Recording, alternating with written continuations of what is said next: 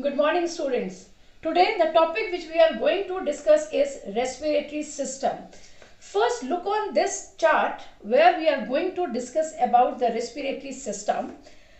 This is the nasal cavity. This one is your nasal cavity from where we breathe in. From where we breathe in oxygen and breathe out carbon dioxide.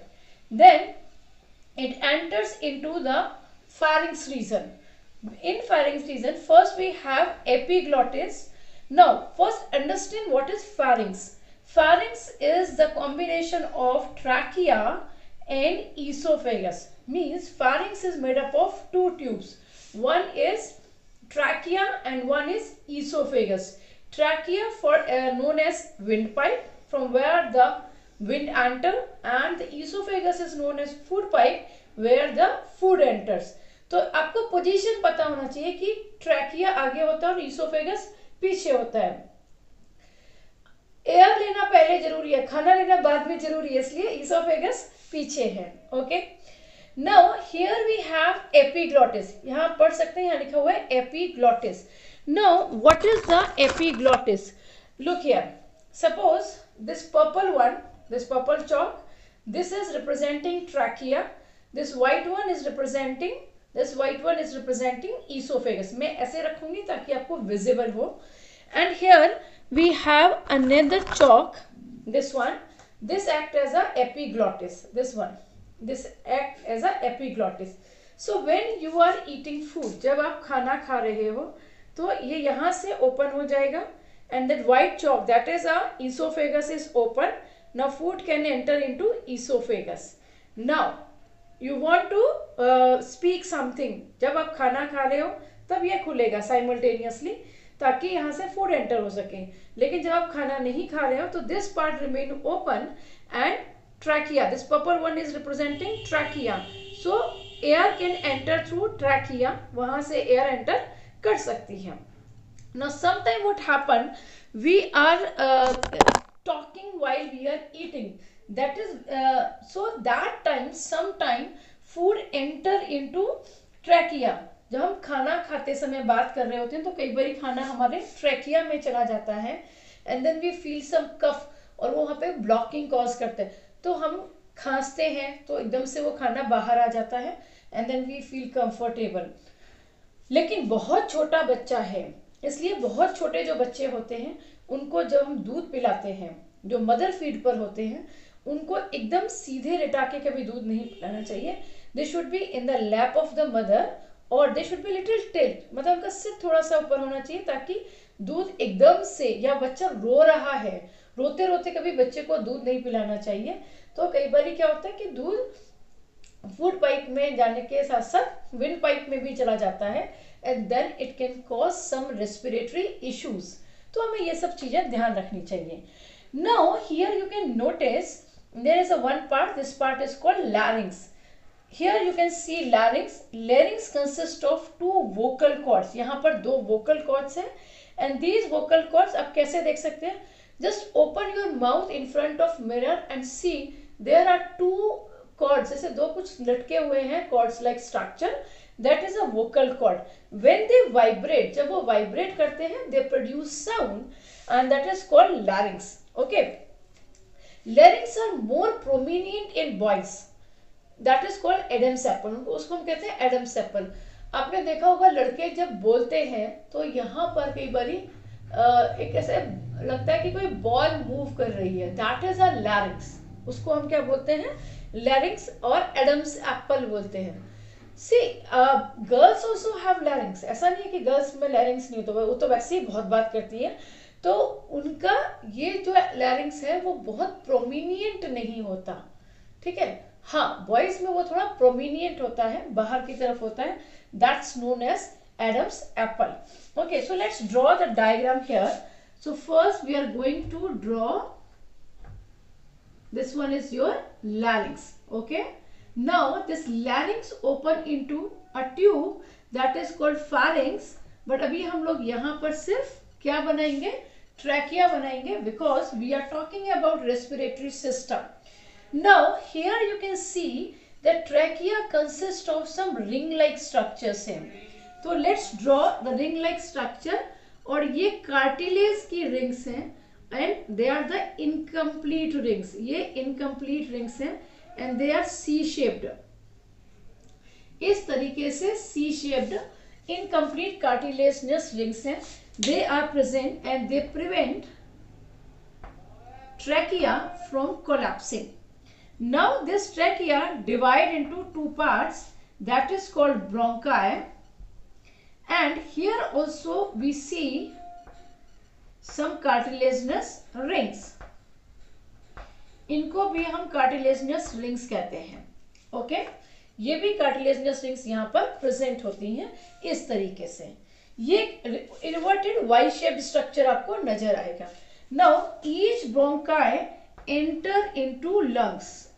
हर दोनों तरफ से ये enter करते हैं lungs में. ये देखिए, ये लंग्स में एंटर कर गए. Okay, now lungs, in lungs these bronchi is further divided into bronchus.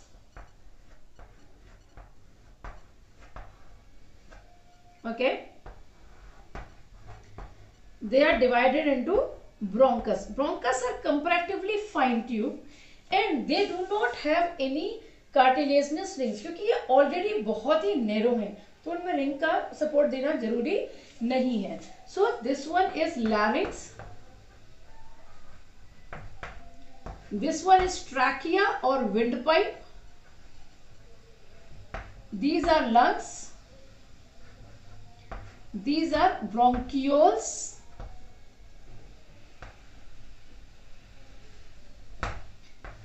these are bronchi. Now these bronchioles enter into a small air-like chambers and these chambers are called alveoli.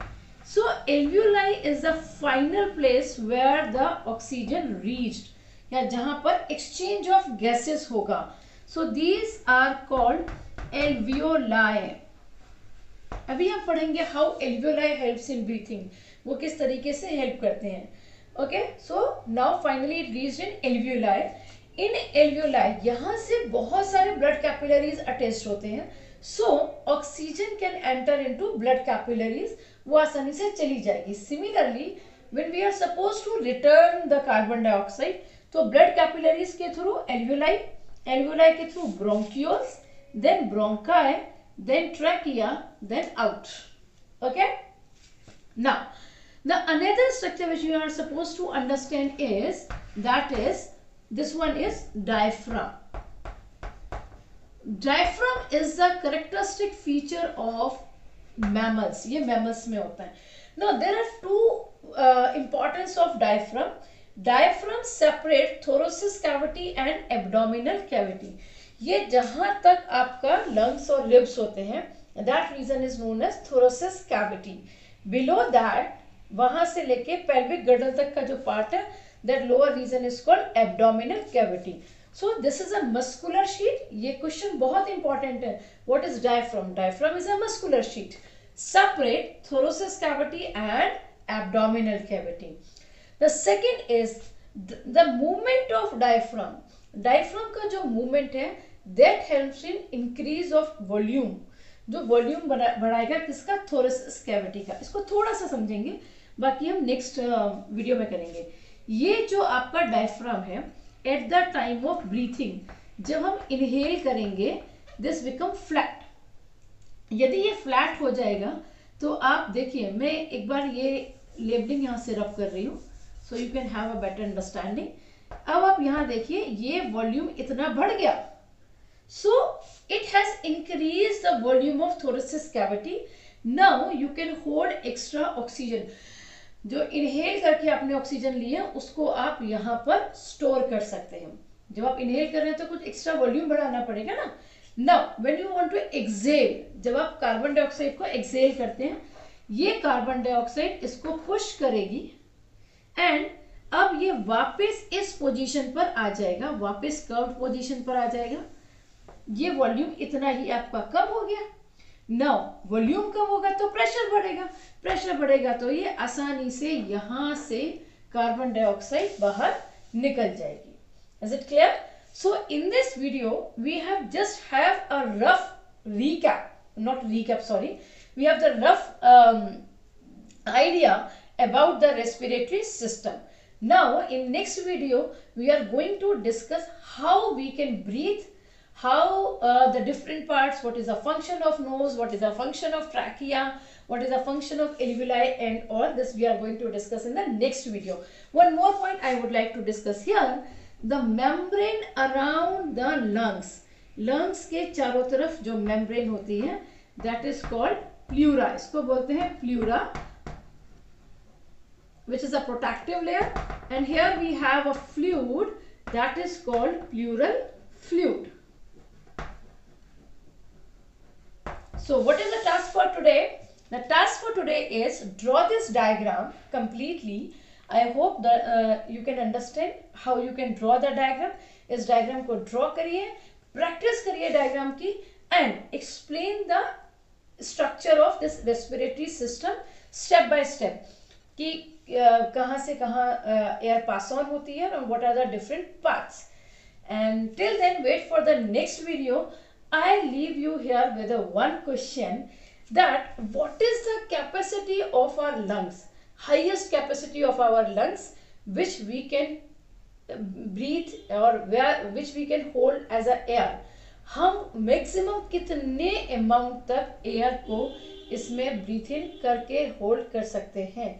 This I am leaving with you. Till then, take care. Goodbye.